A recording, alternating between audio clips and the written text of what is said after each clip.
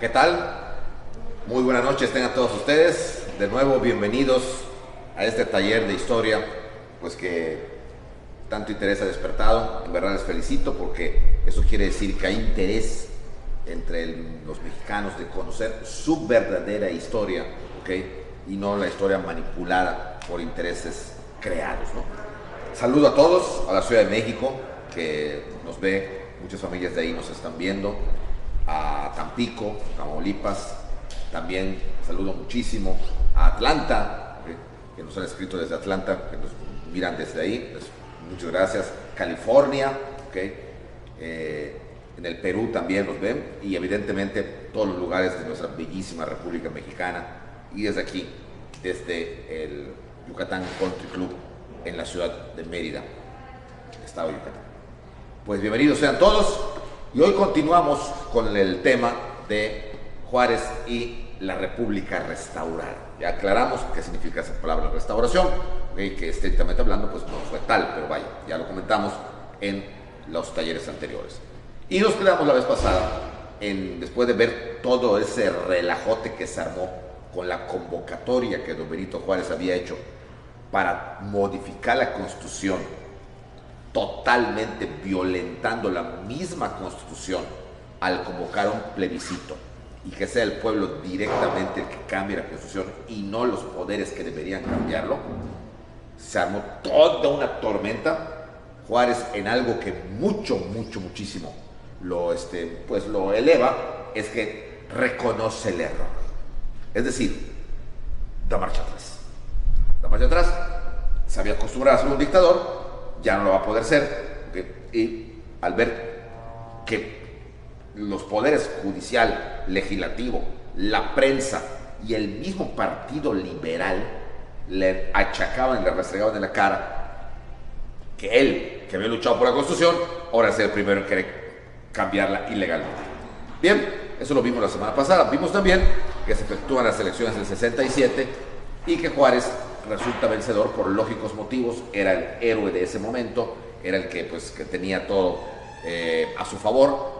Muy cerca de él había crecido la popularidad de Porfirio Díaz.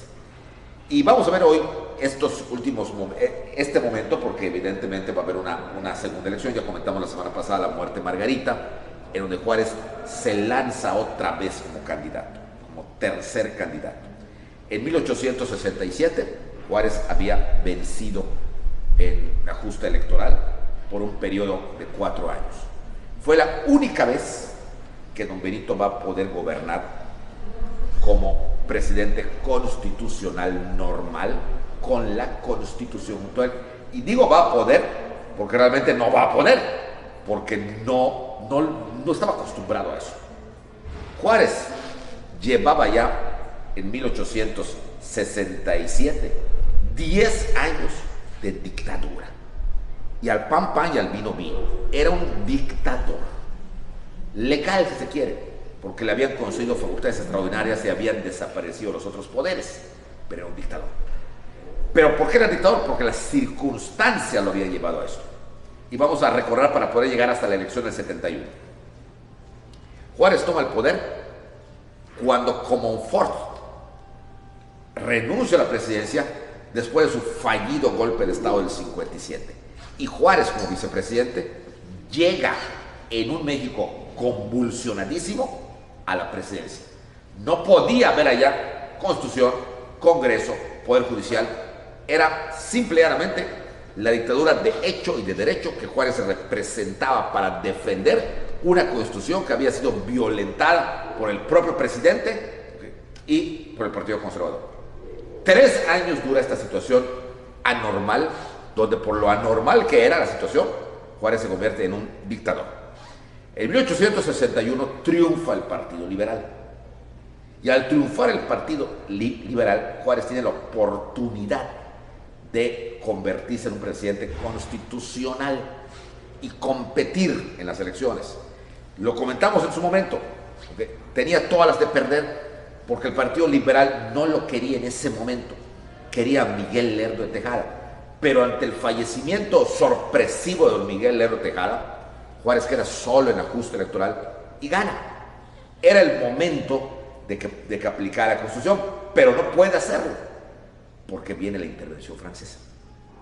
Viene el rompimiento con las tres potencias y la invasión francesa. Y de nuevo, Juárez eleva la categoría de dictador porque era necesario. Había una invasión a mansalva que tenían que enfrentar. Y entonces le dan poderes extraordinarios en 1862. Cuando los franceses se retiran aparentemente después de la batalla del 5 de mayo, otra vez la oportunidad llamaba a las puertas de México y de Juárez para convertirlo en un presidente legítimamente constitucional. Pero tampoco puede, porque los franceses regresan e instauran a Maximiliano. Y entonces otros años de dictadura legal.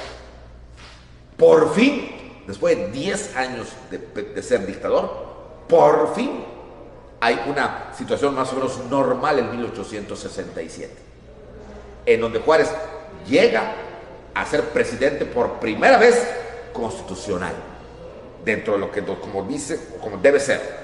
El problema era que 10 años son muchos, y él ya se había acostumbrado a la dictadura. No podía, no sabía cómo gobernar como un presidente con un Congreso, con una Suprema Corte. Él lo era todo. Y entonces es cuando quieren modificar la Constitución, cuya modificación consistía en que el pueblo votara a favor de que el presidente tuviera más autoridad que el legislativo. No lo consiguió, no lo consiguió. Y durante esos, de 1867 a 1871, Juárez, como marcan, como lo dice claramente los archivos, se pasó 4 años pidiéndole al Congreso facultades extraordinarias, es decir, dictadura. ¿Qué argumentaba? Que había problemas en los estados, que había problemas en Jalisco, que había problemas en Yucatán, que había problemas en Tamaulipas, que había problemas en Chihuahua. Y el Congreso sí decía, hay problemas, pero los puede resolver el estado correspondiente. Para eso es una federación. No tiene por qué el presidente, en este caso, suspender las garantías y convertirse en un dictador. No es el caso de la intervención francesa, no es el caso de la guerra de la guerra de reforma, no es el caso del imperio Maximiliano. Son problemas locales y le van a negar constantemente a Juárez las facultades extraordinarias. Y entonces se vuelve un relajo porque él no puede, él se siente amarrado. No estaba acostumbrado a que pasara lo que él dijera por la aprobación del Congreso.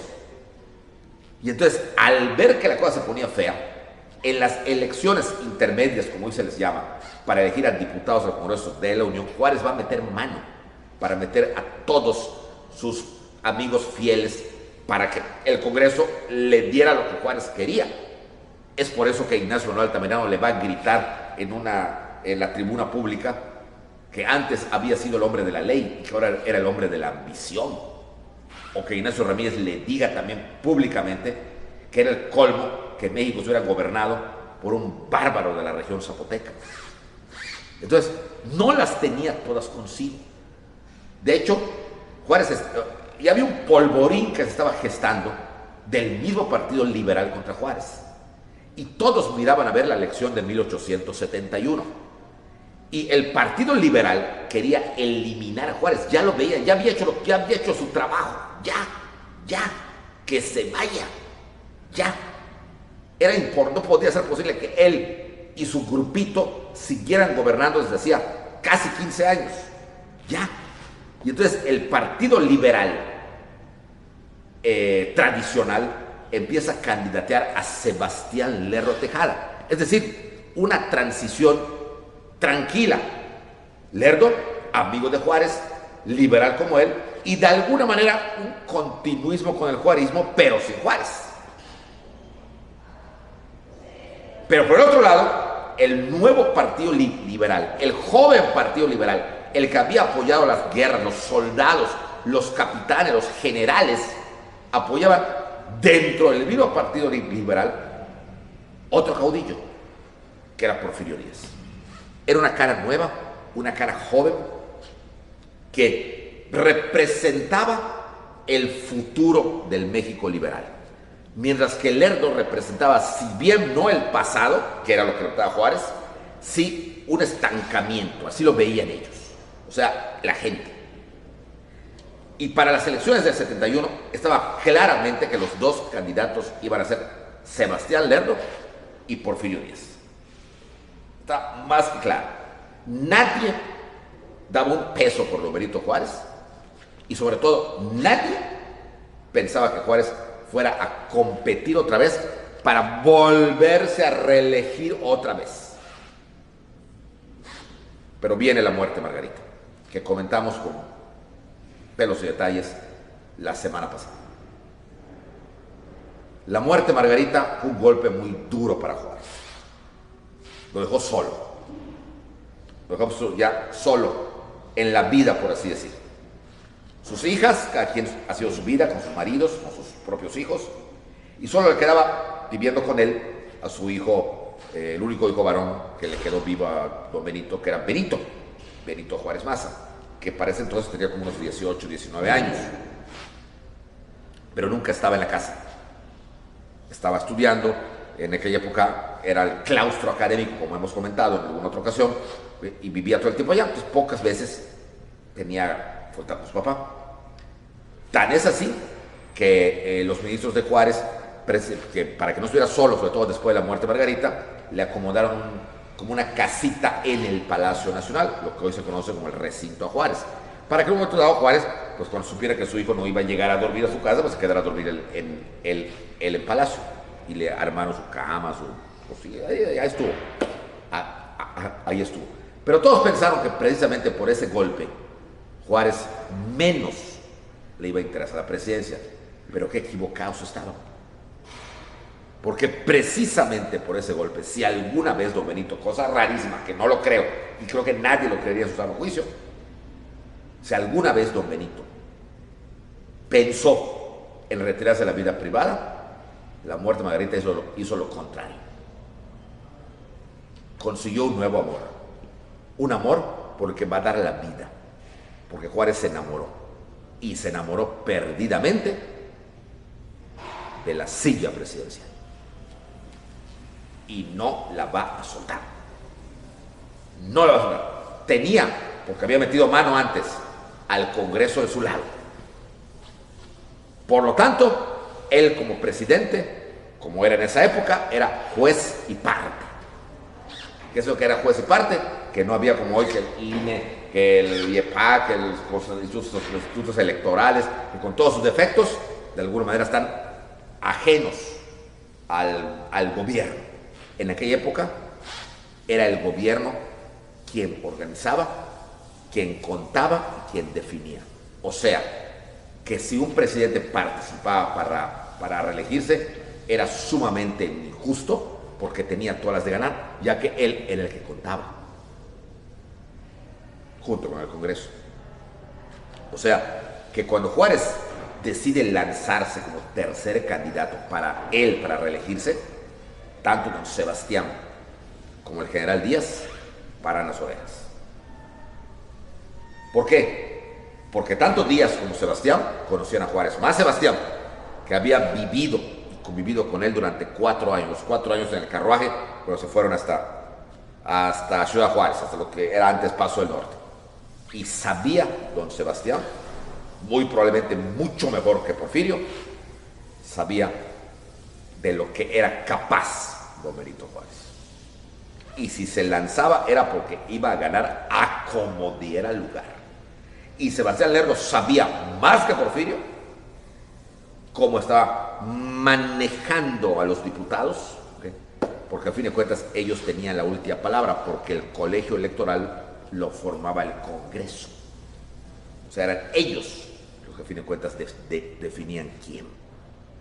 O sea, que se veía con mucha anticipación que podía ser un fraude las elecciones de 1871.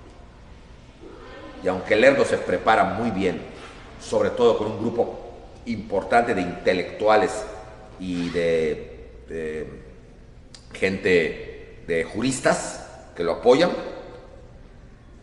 Porfirio también se prepara. Lerdo se va a preparar porque para Lerdo venía un fraude y tenía que venir la batalla legal, y Lerdo era un magnífico abogado. Porfirio, que también veía venir un fraude, se prepara a su manera, con las armas. Es decir, él era militar, lo apoyaban los militares, lo apoyaba el pueblo, era popular, pero eso sí, a ver de cómo nos toca.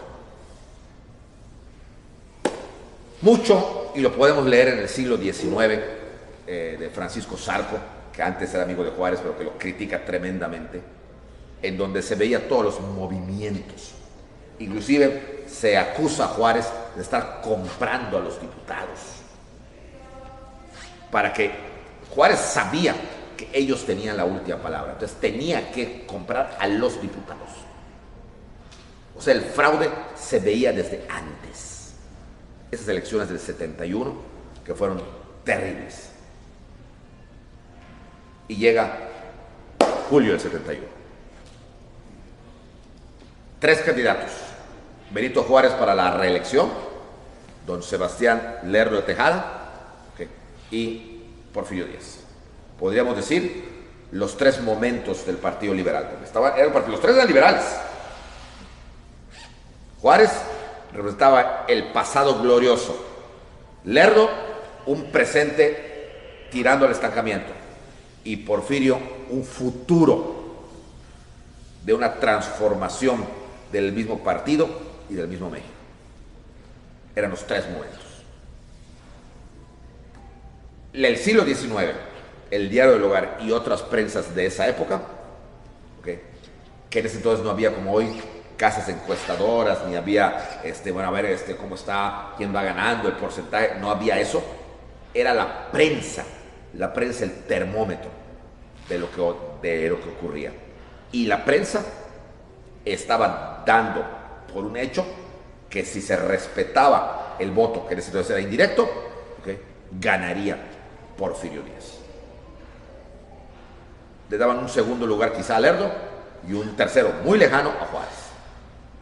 Si ustedes leen los artículos de la prensa del mismo Francisco Zarco, como que no comprenden qué cariños hace Benito Juárez compitiendo.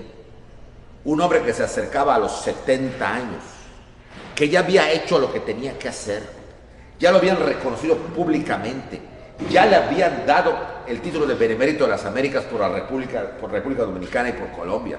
Lo habían alabado Víctor Hugo, Garibaldi y otros más.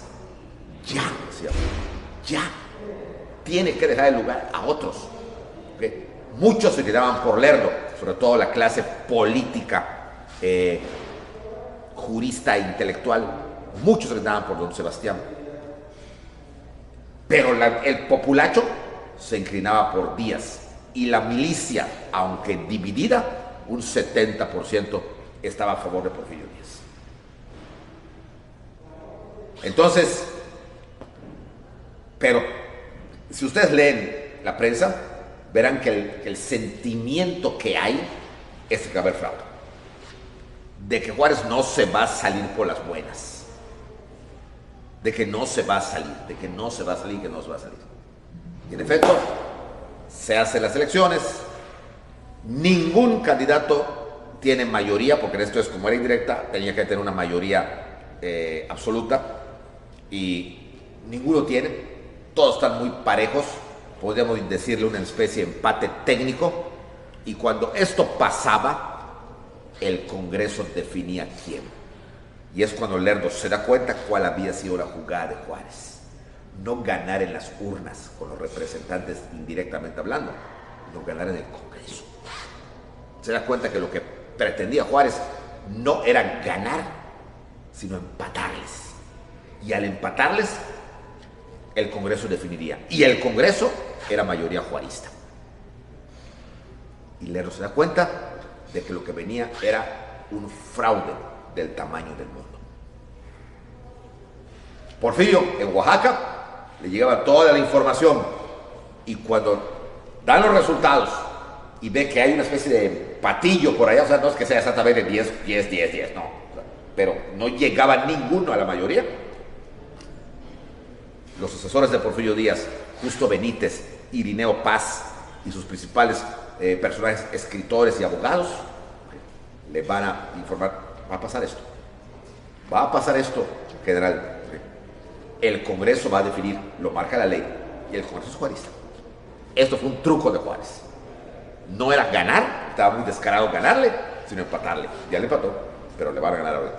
Y lo mismo a don Sebastián.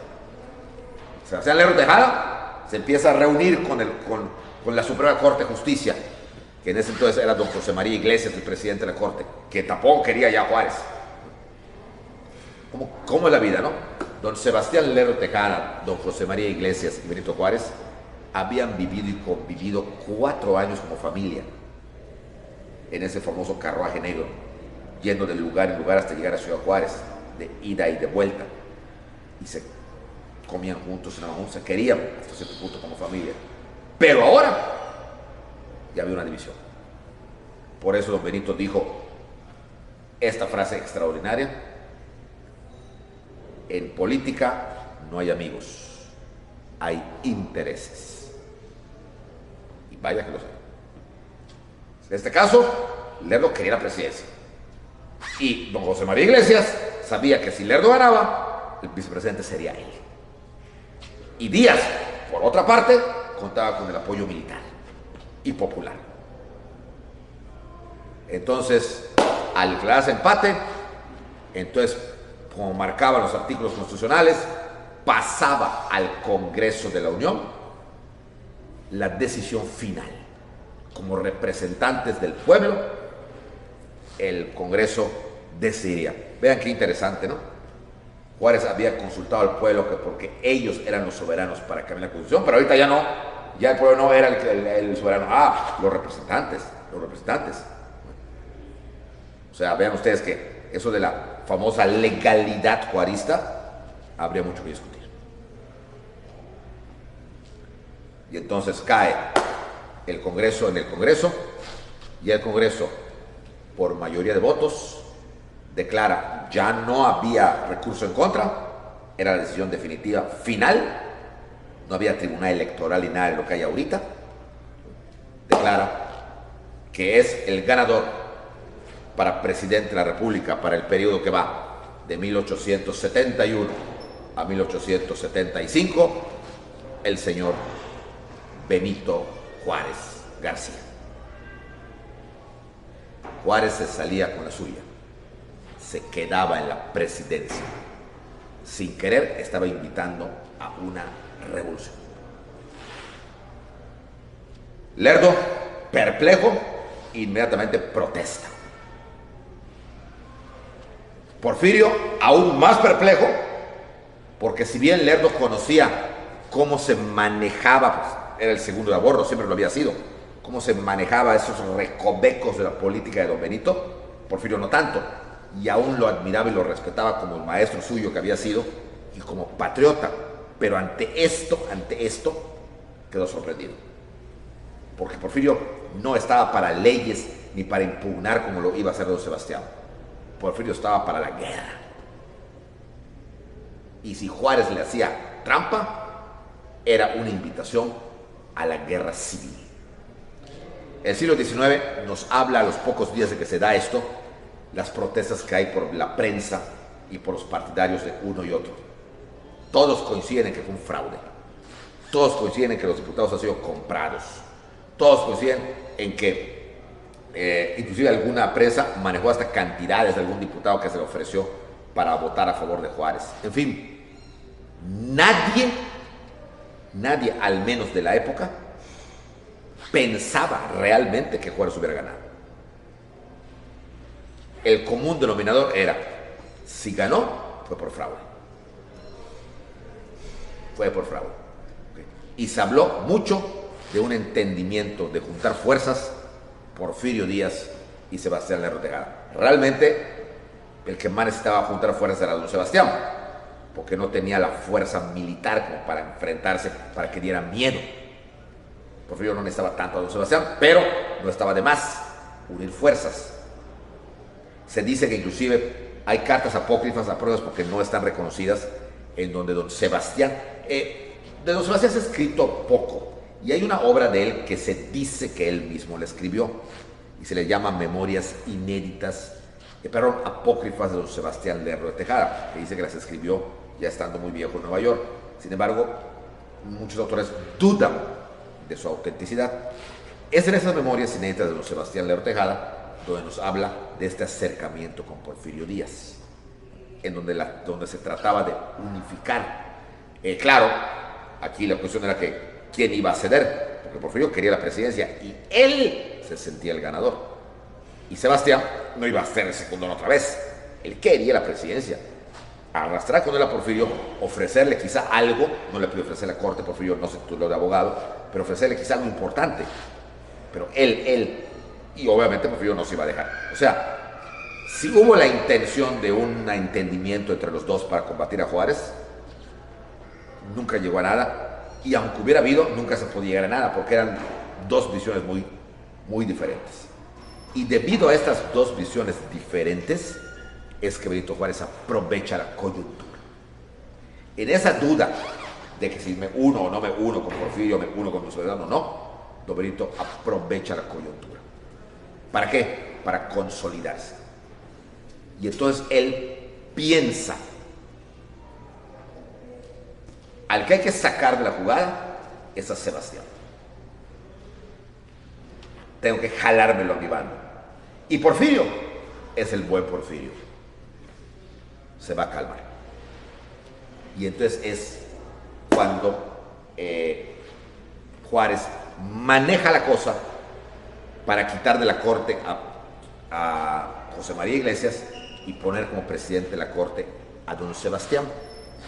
Esto implicaba que don Sebastián quedaba convertido en vicepresidente de la República.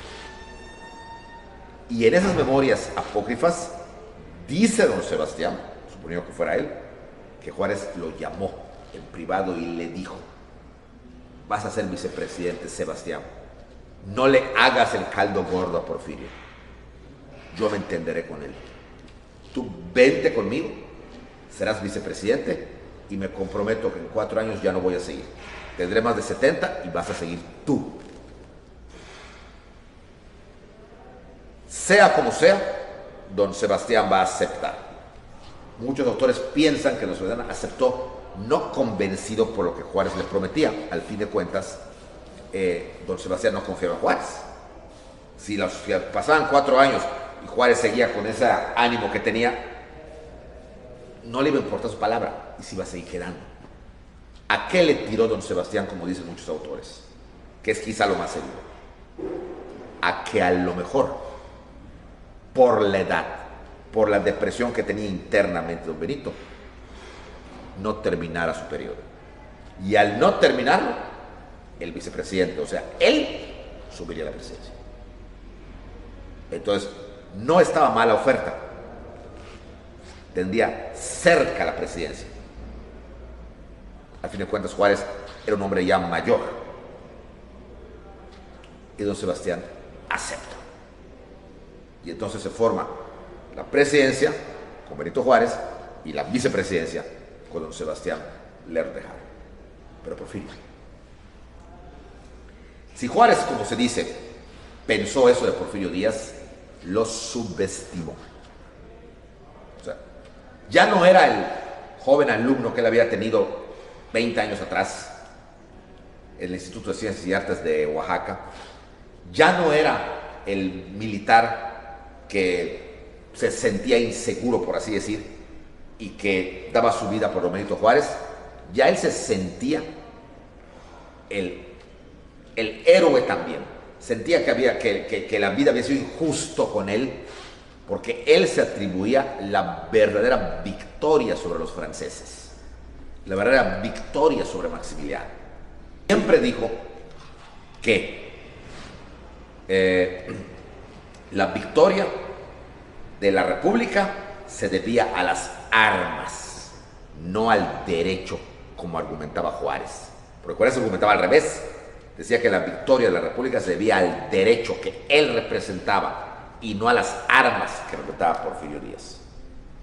Juárez argumentaba, y lo hemos comentado alguna vez, que sin el derecho las armas no hubieran sido legítimas para vencer a Maximiliano. Y Porfirio decía, sin las armas el derecho no servía para nada, porque no iba a vencer a Maximiliano. Dos puntos de vista muy distantes y muy distintos. Pero la vida, pues Juárez era el número uno, pues enfocaba a don Benito Juárez, que lo nombraban presidente de las Américas, que lo felicitaba Víctor Hugo, y a Porfirio Díaz no lo felicitaba nadie, más que Juárez a lo sumo. Entonces, él se sentía el verdadero salvador de la patria, Porfirio, que también Juárez. O sea, los dos se sentían los salvadores, los dos. Eso sí, Lerdo no tanto, pero Juárez y Díaz se sentían. Y entonces, cuando ve que Lerdo ya transigió, ya hizo algún acuerdo en lo oscurito, como podríamos llamarle, que quedaba solo, entonces apoyado en Oaxaca, apoyado por sus compañeros oaxaqueños, por el gobernador de Oaxaca, que era su hermano, su hermanito, Félix Díaz, lanza el plan de la Noria contra Benito Juárez. La Noria era una hacienda que precisamente Juárez le había regalado a Porfirio Díaz 4 años antes. Porfirio Díaz, después de la victoria de Juárez y que recibe a Juárez en México, como ya comentamos, recibió homenajes de los capitalinos y eso no le gustó a Juárez. Entonces Juárez se lo despachó, por así decir. Aprovechando que Porfirio se iba a casar, o si ya se había casado, mejor dicho, se casó por poder con una sobrina suya, con Delfina Ortega Díaz, que por cierto era Delfina Díaz, pero cuando se casa, Porfirio Díaz obliga al papá, al doctor Ortega, a reconocer a Delfina, porque Delfina era hija natural de su hermana, Manuela, y el papá no la reconoció porque Manuela tuvo quereres con el doctor Ortega era casado. Entonces cuando se enteró que iba a tener un bebé, pues despachó a Manuela, yo no tengo nada que ver porque yo no voy a destruir mi matrimonio por ti. Y la niña nace en casa de doña Petrona Mori, donde vivía Porfirio, estamos hablando de mucho tiempo antes. Porfirio la ve nacer, ¿okay? Y pues la bautizan como Delfina Díaz, su papá no quiere, y crece en casa de Porfirio. No sabemos en qué momento vino ese enamoramiento entre sobrina y tío. Aparentemente, cuando Porfirio llegaba en algún tiempo que tenía descanso de alguna batalla o alguna vacación o algo por el estilo, eso sí se dice, en sus memorias lo dice, Delfina, desde chica, 8, 10, 12, 14, 15 años, ¿okay? Le gustaba escuchar sus cuentos de guerra, se quedaba absorbida con lo que comentaba y con lo que decía el tío. Y de ahí, pues nació algo más que una simple relación sobrina-tío. Se enamoran, ¿okay? Y se casan por lo civil. Evidentemente Porfirio, como masón que era y como liberal, pues no tenía así una cosa de casarse por la iglesia. Y por lo civil no había problema que fuera su pariente. Y se casa por lo civil en la Ciudad de México. Y es cuando obliga, antes del matrimonio, al papá de ella, lo localiza en Oaxaca, al doctor Ortega, para que reconozca a la hija después de 21 años de haberla tenido, porque tenía 21 años ella.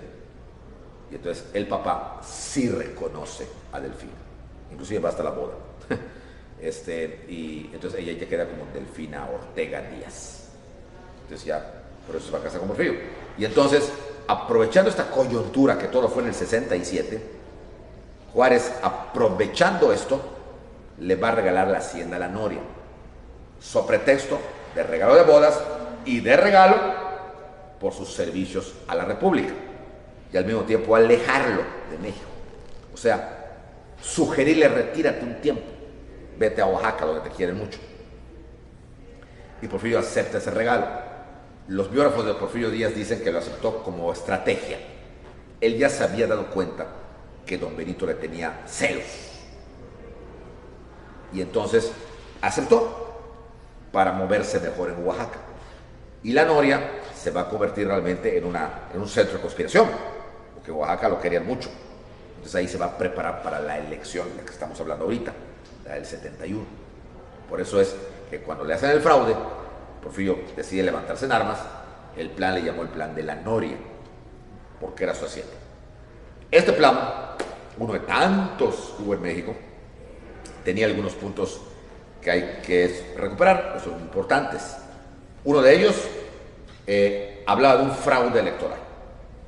Hablaba que la elección había sido un fraude. Otro desconocía a Benito Juárez como triunfador de las elecciones de 1871, que no era el vencedor, que él había metido mano negra y que no era el vencedor.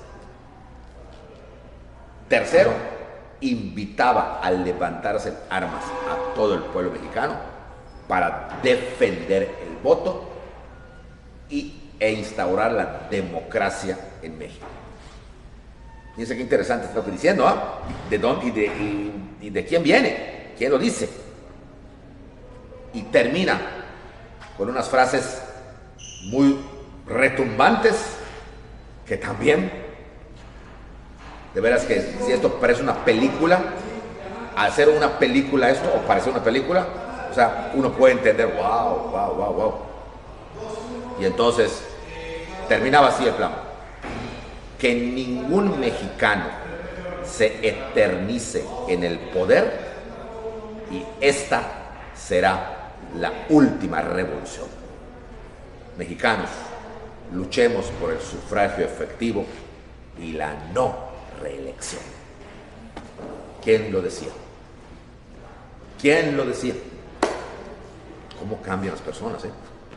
¿Cómo cambian? Casi 40 años después, no, casi 40 años después, pensaría diferente, ¿eh? ¿Cómo cambia? ¿Cómo cambia? Fíjense, ¿quién decía que nadie se eterniza en el poder y que el que más se va a eternizar va a ser él? Sufragio efectivo, el que menos lo respetó fue él. La no reelección, el que menos, el pura reelección hizo. Pero tenía en ese entonces la friolera de alrededor de 40 años alrededor. Cuando ya piensa, ya 40 años después, de 80, va a pensar diferente. O sea, lamentablemente, el ser humano en muchos aspectos no es coherente con lo que piense, con lo que dice, o con lo que dice y lo que piensa. Pero en ese momento, así pensaba, le atrajo muchísima gente que estaba harta de don Benito Juárez, harta, hasta los que lo querían, ya. Es como una comida, me encanta, porque diario, ya. Pues lo mismo, ya. Y ven a Porfirio como la novedad. Y una ola revolucionaria se enciende, ahora sí, en todo el país, apoyando el Plan de la Noria. Y estalla otra guerra civil contra Benito Juárez. Ahora sí, Juárez pide facultades extraordinarias. Quiero la dictadura otra vez, porque ahora sí la cosa está fea, ¿okay? Se rebelan los militares y hay brotes en todos lados. Y en todos lados había, Oaxaca primero, pero Oaxaca, Guerrero, Puebla, Juan N. Méndez en Puebla, todos los porfiristas que tenían ya puestos importantes también, bam, se van levantando. Luis Mieriterán en Veracruz, o sea, todos, Carlos Pacheco, todos los porfiristas de la primera época se van levantando. Y el Congreso juarista le concede a Juárez otra vez facultades extraordinarias. Don Benito estaba hecho para la dictadura, no para la democracia. A pesar de que lo han hecho pintar como muy demócrata, realmente era otra cosa. Y entonces está ya una guerra civil. El ejército se divide. Un grupo como Jerónimo Treviño, Félix Díaz, Sóstenes Rocha, apoyan a Carlos Pacheco, Manuel González, apoyan a Porfirio Díaz. Otro grupo, como Mariano Escobedo, Manuel González Cosío y otros más, apoyan a Benito Juárez. Y México, otra vez, estalla en una guerra civil por el poder. De nuevo, México no sabía cambiar presidentes por la vía democrática y por la vía de la paz. ¿De qué había servido vencer a Maximiliano pensando que era un triunfo de la República Democrática? ¿De qué habían servido 10 años de guerras? Vencieron a los conservadores, vencieron la intervención, venciendo el imperio. Si de nuevo, al fin de cuentas, se volvía lo mismo.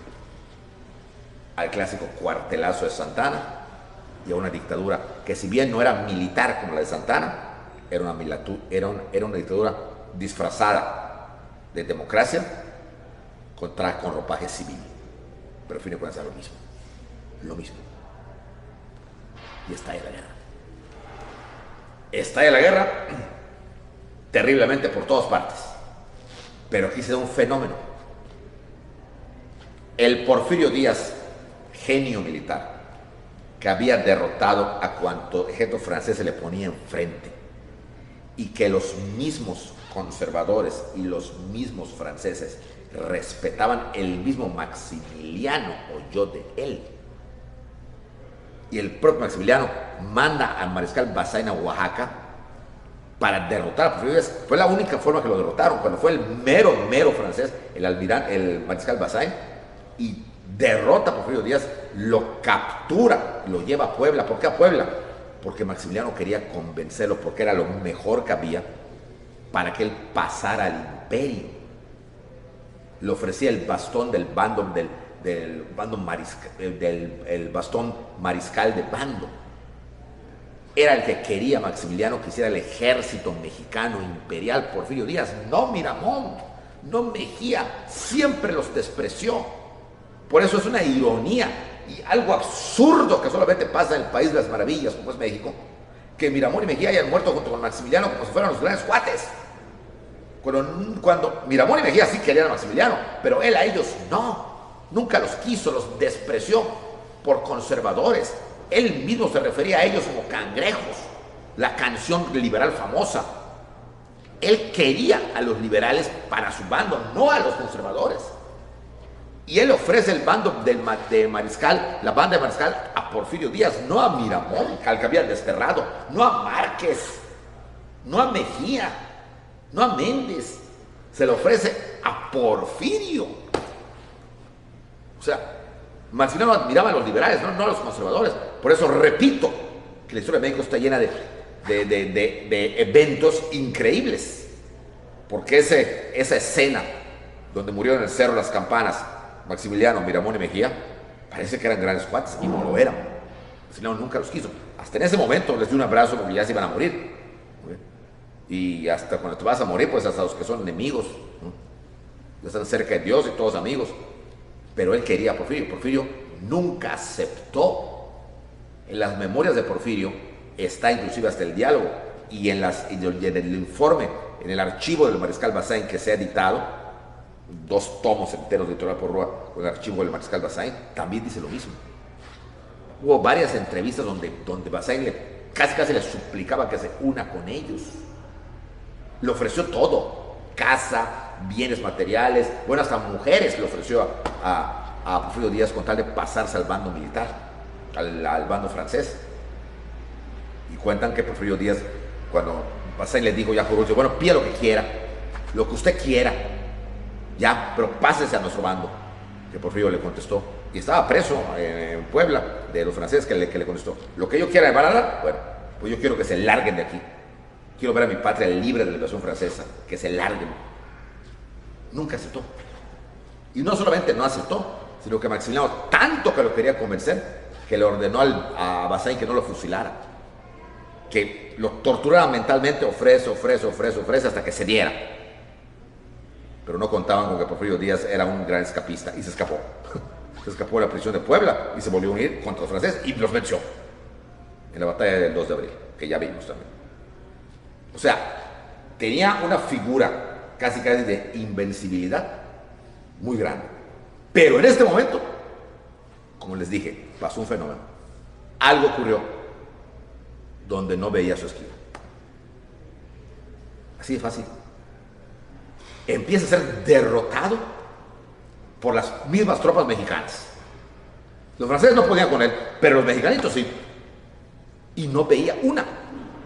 Derrota tras derrota, derrota tras derrota. Y lo van derrotando, y derrotando, y derrotando. Y empieza a huir. Se vuelve el puerquito de Ignacio Mejía, de Ignacio de la Torre y de Mariano Escobedo. Lo van persiguiendo y van cayendo y escondiéndose todos sus compañeros. Todos. Y en México, en enero del 72, porque Juárez tomó posesión el 1 de diciembre del 71, en enero del 72, ¿ok? Juárez ordena una investigación que todos los soldados con rango de capitán en adelante que estuvieran acuartelados en la ciudadela era, por así decir, la zona militar, fueran detenidos y fusilados inmediatamente por el simplemente hecho de ser porfiristas. Y cuando le pasa una lista de 203 entre capitanes, coroneles, mayores, etcétera, que estaban acuartelados en la ciudadela por simple hecho de estar identificados con Porfirio Díaz, en la noche del 15 de enero del 72, Juárez ordena fusilarlos sin previo juicio. Cuenta la crónica de la Ciudad de México que esa noche, México, en una noche macabra, solo oía: preparen, apunten, fuego. Y toda la gente, que mucha gente, los vecinos, prendieron sus velas benditas porque estaban matando gente. ¿Qué está pasando? ¿Qué está pasando? Juárez echó a más de 200 soldados porfiristas. ¿Y quién dice algo de esto? ¿Quién lo dice? Pero como Porfirio se echó a 23 lerdistas en Veracruz, mátalos en caliente. Pues si a eso vamos, fue más mátalos en caliente lo que dijo Juárez, o lo que hizo Juárez. Y lo mismo, como le estaba yendo mal al grupo porfirista, Juárez manda refuerzos para tomar Oaxaca, que estaba en poder de Félix Díaz.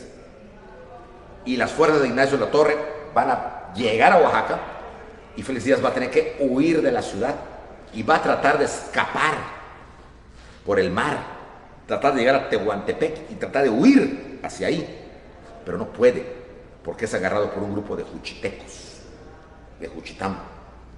Y los juchitecos odiaban a Félix Díaz.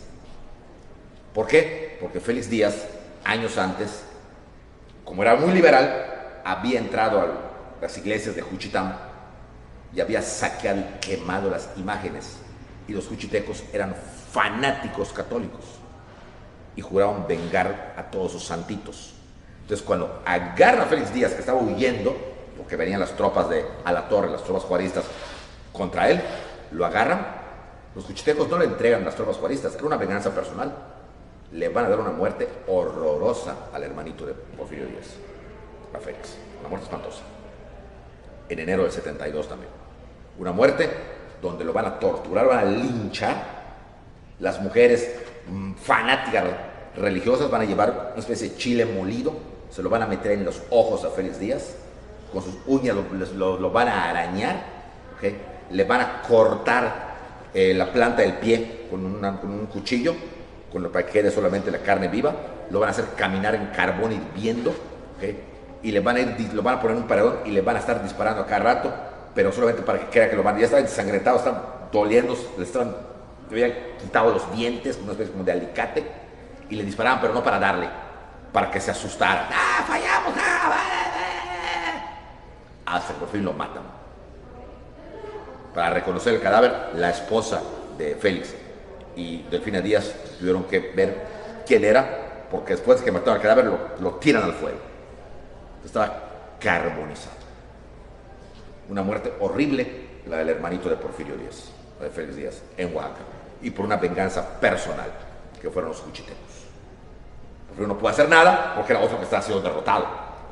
Al empezar a ser derrotado, Porfirio empieza a agarrar la costa occidental, tratando de buscar apoyo con algún cacique. Inclusive visita el estado de Guerrero para ver si el viejísimo, si el hijo de don Juan Álvarez, aquel famoso caudillo, Diego Álvarez, lo ayudaba. Pero Diego Álvarez no quería saber nada de nada, no se metió en política, nada, y se esconde, nada, aquí no viene. Entonces no lo ayudan, y empieza a buscar, y le dicen por allá que el que lo podía ayudar era el cacique de Sinaloa, el cacique de Mazatlán, un tal Manuel Lozada, al que le decían el tigre de Alica, porque era terrible, no tenía bandera.